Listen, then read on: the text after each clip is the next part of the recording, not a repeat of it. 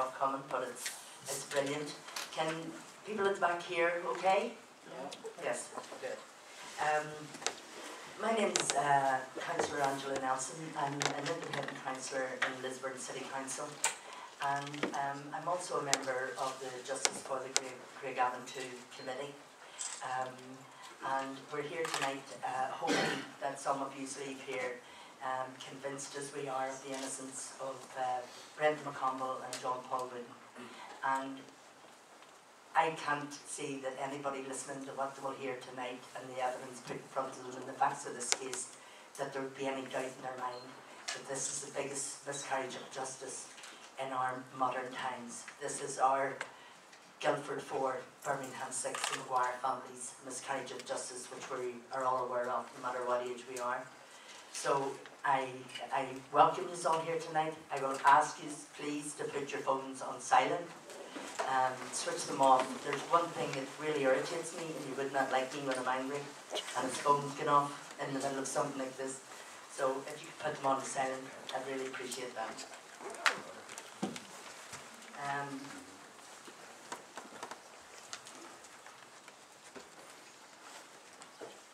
Last year's event we had in here was chaired by Tony Catney. He's known as TC among his friends. He was one of the founders of the Craigavon 2 Committee, and he's very ill at the minute, and we wish him well, but he's very ill. The other person who we're missing here tonight is Jerry Conlon. Jerry was chairperson of the Craigavon 2 Committee, and as you know, he prematurely lost his life on the 21st of June this year. Which was a devastating effect on our committee and on us personally. Jerry, as you know, served 15 years in a British jail, in many jails. He was moved about that much, for something he didn't do. His father died in jail, a prisoner, and I think being an ex-prisoner myself, to be quite honest, I was an internee in the early 70s.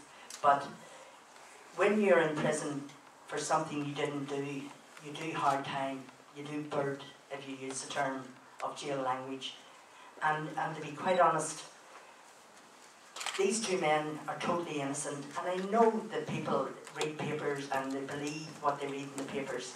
But sometimes you have to look deeper, you have to look beyond that. You have to seek out the truth. And these two men are totally innocent. And the fact that they've been sentenced to 25 years and 14 years respectively just does my head in. There's no other word for it. I cannot bear the thought of these two men languishing in prison and hoping that they will be released, because this miscarriage of justice will win through somehow, through the courts. And to be honest, I'm not here to talk about the legal end, but we have a solicitor here on the panel who will discuss that and bring us through that. But for the minute, I really do beg of you to listen to it intently and the facts of this case, and hopefully you will leave here as convinced as I am of their innocence.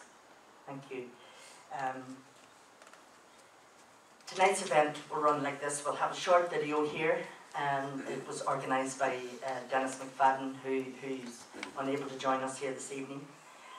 It is of Jerry Conlon. It was recorded for last year's event because Jerry was in England campaigning on behalf of Shaker Amir. I think that's how you pronounce his name.